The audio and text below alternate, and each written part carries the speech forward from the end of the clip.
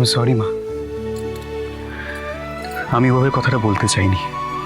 দেখো, শ্রীকে নিয়ে তোমরা যতটা ভাবো, বিশ্বাস করো মা, আমিও ঠিক ততটাই ভাবি। আমি জানি কেন যে আমি সামান্য একটা কথায় ওইভাবে রিয়াক্ট করে চলে এলাম, কিন্তু কেশব আমি নিজেকে সামলে নিতাম। তুই কেন এভাবে খাওয়া ছেড়ে উঠে আসতে গেলি বলতো? তুমি তো কিছু খেলে না, তুমি তো চলে এলে, সারাদিন কিচ্ছু খাওনি, তুমি শুধু কেঁদেছো, আমি জানি। না, খাটবো কেন? আমি ঘরে এলাম, আমার ঘরে কাজ ছিল তাই। কোনো কাজ ছিলই না মা তোমার। আমি জানি তোমার আমার কথাতেই খুব মন খারাপ হয়েছে। আসলে তোমার মনটা এখনো ভার হয়েছে, জানো তো। আজ থেকে 20 বছর আগে সেই ঘটনাটা তোমার মাথার মধ্যে সমানে রিভাইন্ড করে চলেছে, কি তাই তো? মা দেখো, আমি জানি যে গত 20 বছর ধরে তুমি শ্রীর জন্য অনেক অপেক্ষা করেছো, কিন্তু তার মানে তো এটা নয় যে তুমি তোমার জীবনটাকে থামিয়ে দেবে। মা, তুমি হাসতে ভুলে গেছো, আর একবারও ভাবলে না যে এইগুলো দেখে আমার কেমন লাগবে?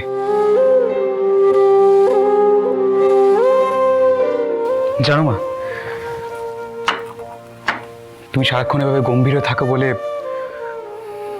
বাবা কেমন একটা পাল্টে গেছে, হাসতে ভুলে গেছে। তোমার মতন বাবাও গম্ভীর হয়ে গেছে মা। ছোটবেলা থেকে আমি দেখেছি যে আমার বাবা মা বেস্ট ফ্রেন্ড, নিজেদের সুখ দুঃখ সমস্ত কিছু শেয়ার করে, খুব স্ট্রং বন্ডিং। কিন্তু এখন কেন মনে হচ্ছে মা যে সেই বন্ডটা কোথাও একটা মিসিং, তোমাদের দুজনের মধ্যে কোথাও একটা তাল কেটে গেছে। মা, নিজেদের সমস্ত রেসপন্সিবিলিটিস তোমরা পালন করছো, কিন্তু নিজেদের জন্য বাঁচছো না মা তোমরা। আমার আর বাঁচতে ইচ্ছে করে না রে কেশব। শ্রীয়ের হারিয়ে যাওয়া এই অপরাধ বোধ আমাকে রোজ করে করে খায়। প্লিজ মা, প্লিজ এভাবে বলো না। তুমি ভালো না থাকলে, ভালো করে না বাঁচলে আমি বাঁচবো কি করে?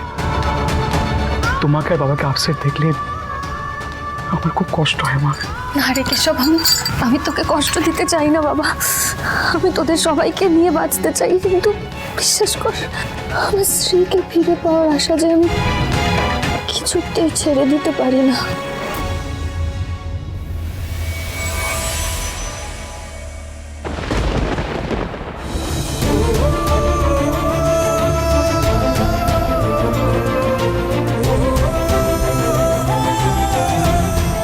শ্রীকে আবার কবে ফিরে পাবো আমি জানি না, কিন্তু শ্রীর কষ্টে শুভকে এভাবে তিলে তিলে শেষ হয়ে যেতে দিতে পারি না।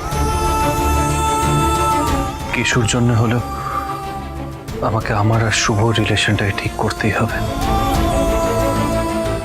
তো কিভাবে?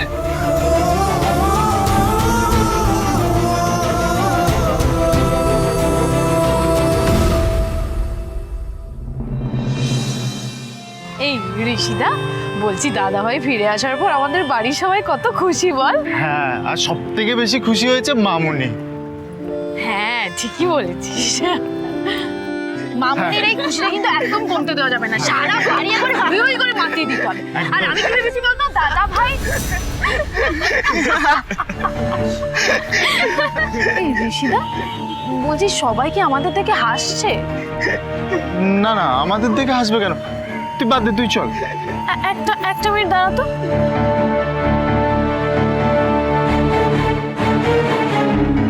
তোমরা কি কিছু দেখছো? কি দেখছো? না না না, কিছু না, কিছু না।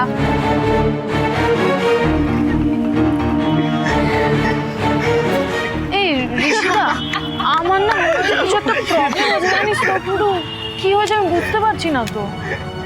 সবাই কেমন একটা ভাইরাল ভিডিও দেখছে। কি বলছিস? ভিডিও? ওই তো সাজ, আয় আয়। ভিডিও? বলছি তুই আজকে কলেজে এলি কেন?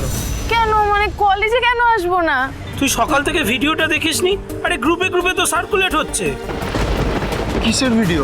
আরে ফোনটা খোল, ফোনটা খুলে দেখ। দাঁড়া, আমার না দাদা ভাই এসেছে, আমি ওই জন্য চেকই করা হয়নি কলেজের গ্রুপ। দাঁড়া তো।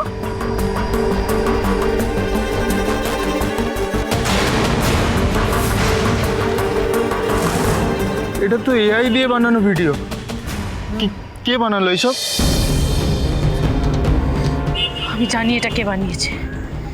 এরকম নোংরা কাজ ও ছাড়া তো আর কেউ করতে পারবে না। কোথায় সে?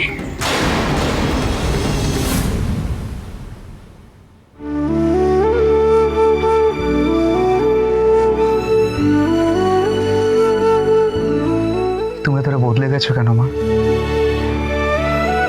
আগের মতন গান গাও না, সবাইকে নিয়ে হইচই করো না, বাইরে কোথাও ঘুরতে যাও না।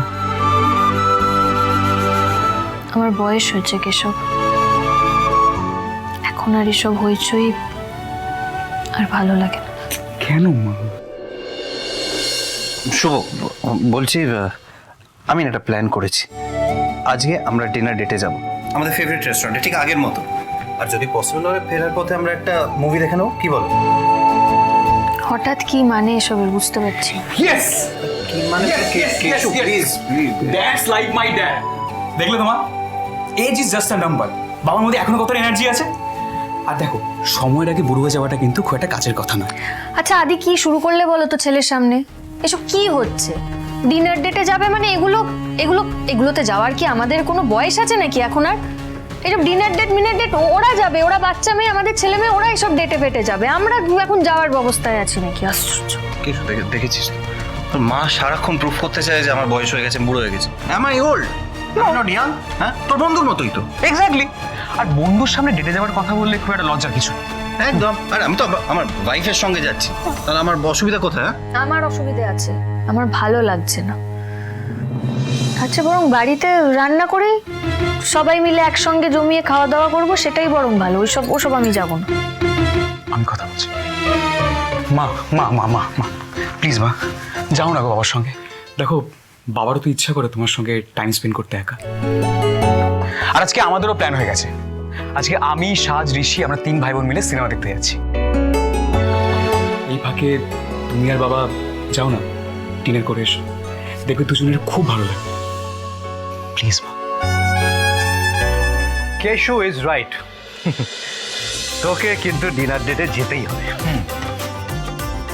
বাট এরকম নর্মাল সাজে গেলে হবে না, কিন্তু একটু স্পেশাল সাজ তো দরকার নাকি? আমি তোমার শাড়ি গয়না সিলেক্ট করে দিচ্ছি, দাঁড়াও।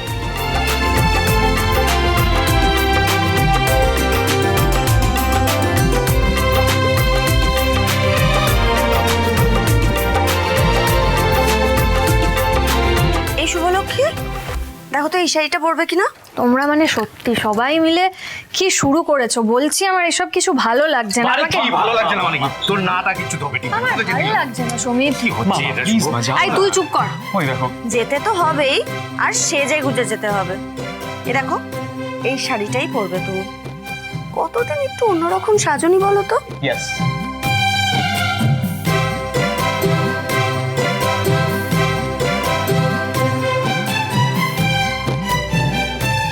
আজ ডিনার ডেটে নিয়ে গিয়ে তোমাকে একটা দারুণ সারপ্রাইজ দেবো শুভ।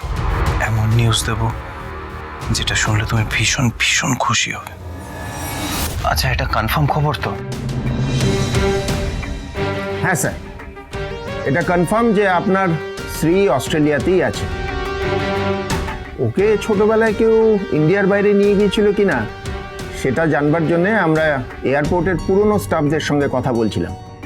ইনফ্যাক্ট আপনি যে ছবিটা দিয়েছিলেন সেটা দেখেই জিজ্ঞাসাবাদ করছিলাম।